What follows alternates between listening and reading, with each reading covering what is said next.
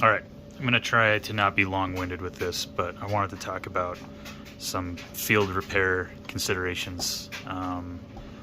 Any sort of long-term sustainment, you're going to need a means of repairing your gear. Things are going to wear out, things are going to break, and you're not going to be able to hop on Amazon necessarily, or have a sewing machine out there.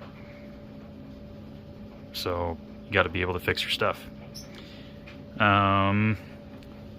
First things first, spare hardware, straps and your packs, your chest rigs, sling. This is just a spare roll of nylon. If I can't repair something and I need to replace it, this is going to be really important. A lot of your web gear uses 1-inch mil-spec nylon, so this weighs nothing, and I can just keep this in my repair kit with my my gear. A lighter, obviously, you know, burning up those edges, anything that's fraying, even like if you get like a cut halfway through or something, you can burn that and keep that from getting worse. And hockey tape is really good, especially if you're in a pinch, you don't have time to actually sew something. You can use other tape like electrical tape or Gorilla tape, but hockey tape is really good because it doesn't shine and it does really well with moisture. And then needle and thread. My mom actually taught me to sew because she got sick of sewing on my merit badges. So when I was a Boy Scout, she made me sew on all my merit badges. Good times. All the homies were Boy Scouts. Lost my virginity there.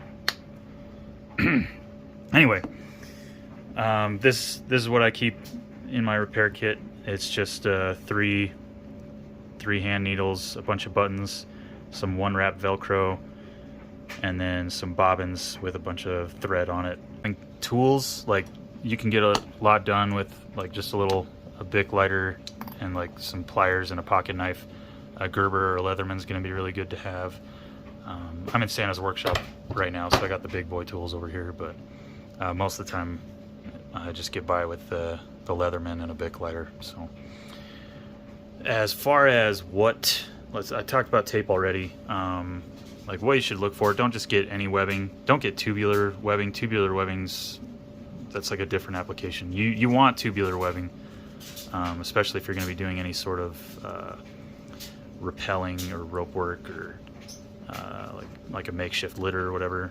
This is mil-spec 1-inch nylon, the 55301. That's the stuff you want to look for. That's what a lot of companies are using. I kind of wrote down why it's good up here. Low on the IAR spectrum, doesn't really reflect under night vision. It's UV resistant, it's going to hold up really well, and it's got a 1,000-pound break strength. That's important. Thread wise, you don't want to use any common thread. You need some of that. I use Tex 70 size 69. Just a random number. I have no idea why I like 69. Anyway, again, break strength 11 pounds just on this stuff, and it's bonded nylon thread, really heavy stuff. As far as needles, it's not, I just use, what is it, size 18 hand needles? Yeah, size 18. I order them from Amazon. They come in like a 6-pack, and so. Okay, if you really want to learn how to do this, you're gonna have to actually sit down and do it, and you'd probably be better off watching somebody else do it and explain it. But I'm here. If you want to watch me struggle and fumble through this, feel free. First thing you need going to be your string. Obviously, you're going to want to tie a knot in here. You should overestimate how much you're going to use, because you can just cut off the extra if you end up getting close to being done and you don't have enough to really tie it off right. Like, you're going to waste all of that time. Got to make a knot first, so I'm just going to make a little loop here, and then I'm just going to put the short end of the tail through that loop 3 or 4 times. That, in my experience, has made a knot large enough that it's not just going to pull through the nylon. to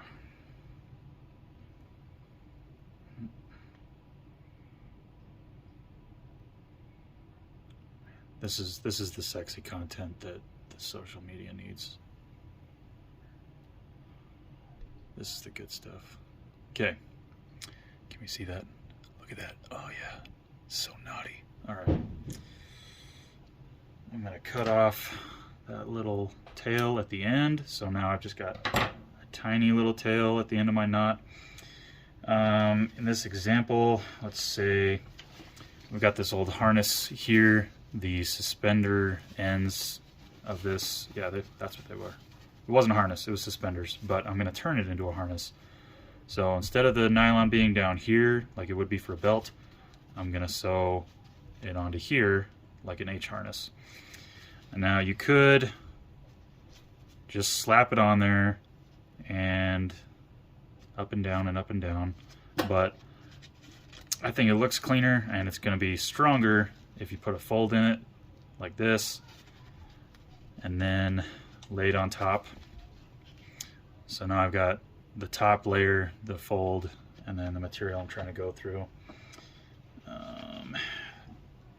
And then to hide and protect the knot I put in my string, I'm going to put the knot just through 2 of those layers instead of all 3. If you want to know why I'm off camera, it's because I'm struggling to thread my needle. Okay, so I got my little fold here, got it up against what I'm trying to put it in or sew it to. So this is where I'm going to put my first one, up here. So now, there, my knot's stuck. Fold that over. Now the knot is hidden and it's protected, and from here I flip it over and start sewing. Three Amigos style. Sew like the wind, very old one. Okay, this really, don't overcomplicate this. This is all it is.